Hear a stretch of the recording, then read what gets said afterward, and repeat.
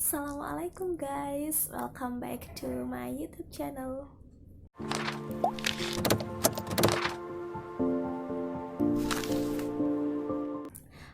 Nah jadi di video kali ini kita akan bahas tentang kiat-kiat sukses menjadi mahasiswa pendidikan bahasa Inggris.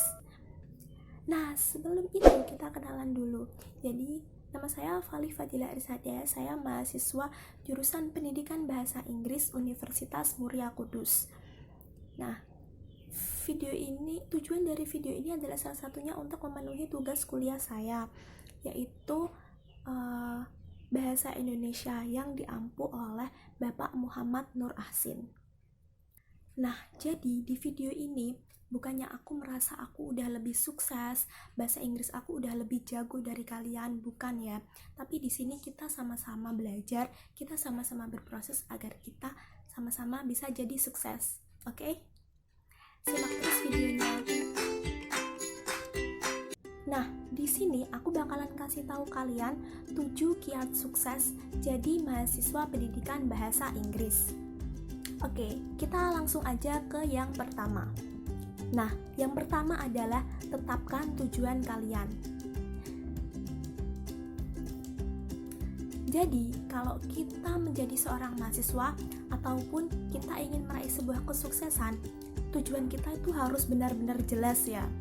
Nah, tujuan ini juga sangat penting karena jika kita menjadi seorang mahasiswa, kita pasti akan berada di titik di mana kita akan merasa jenuh dan bosan dengan segala rutinitas kita dan segala tugas-tugas yang kita dapatkan.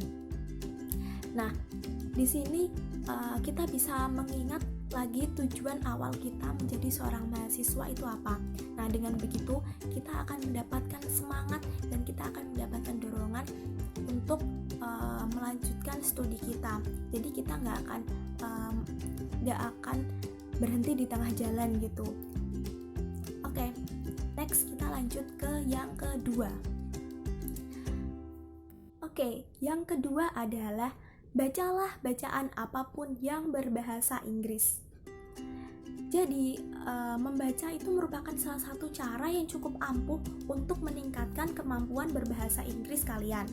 Kalian bisa mulai dengan membaca novel-novel dalam bahasa Inggris ataupun artikel-artikel yang pakai bahasa Inggris. Namun, kalau membaca novel atau artikel dalam bahasa Inggris dirasa masih cukup sulit untuk kalian lakukan, kalian bisa mulai dengan membaca buku-buku cerita anak ataupun buku-buku dongeng yang pakai bahasa Inggris tentunya. Ataupun seperti ini, kalian pasti kan punya akun sosial media ya kan. Nah, dalam sehari kalian pasti kan membukanya. Kalian bisa tuh cari postingan-postingan yang pakai bahasa Inggris. Terus kalau ada kata-kata, kalau kalian nemuin kata-kata baru yang kalian nggak tahu artinya, kalian bisa langsung cari artinya. Nah, dengan begitu kosakata kalian juga akan bertambah. Oke, jadi itu yang kedua. Sekarang kita lanjut ke yang ketiga. Nah, yang ketiga adalah dengerin musik-musik yang berbahasa Inggris. Jadi semua orang itu pasti kan suka musik ya. Nah, kalian bisa tuh dengerin musik-musik yang berbahasa Inggris. Atau bahkan kalian bisa hafalin liriknya. Terus kalian cari arti dari lirik per lirik ya. Biar kalian juga paham apa makna dan arti dari lagu tersebut. Ataupun yang sekarang lagi rame yaitu kalian bisa dengerin podcast. Nah, kalian bisa cari podcast-podcast yang emang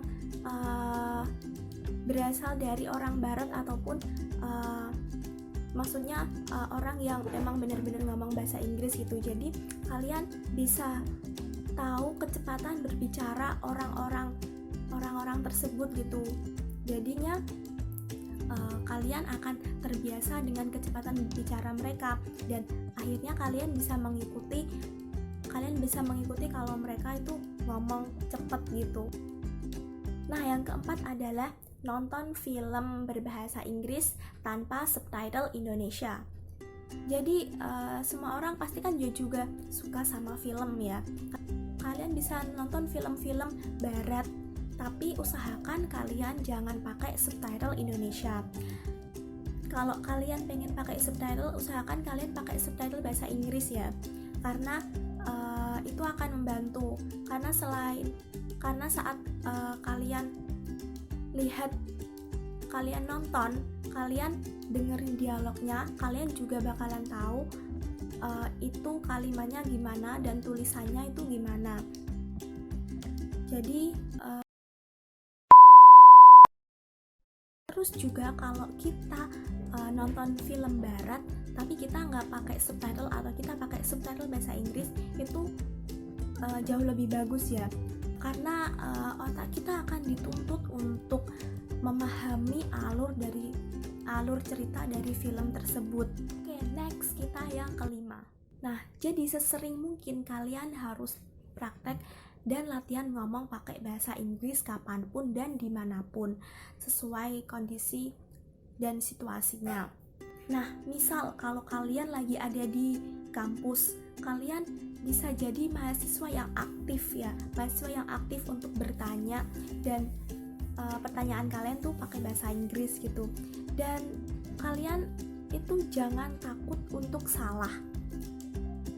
Terus kalau kalian lagi ada di luar kelas, kalian bisa tuh cari temen untuk diajak ngobrol pakai bahasa Inggris.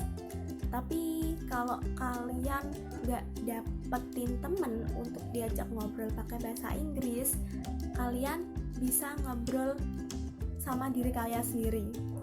Misalkan kalian lagi ada di kamar, terus kalian ngaca, kalian di depan kaca, kalian ngobrol sendiri, kalian ngomong pakai bahasa Inggris sama diri kalian sendiri.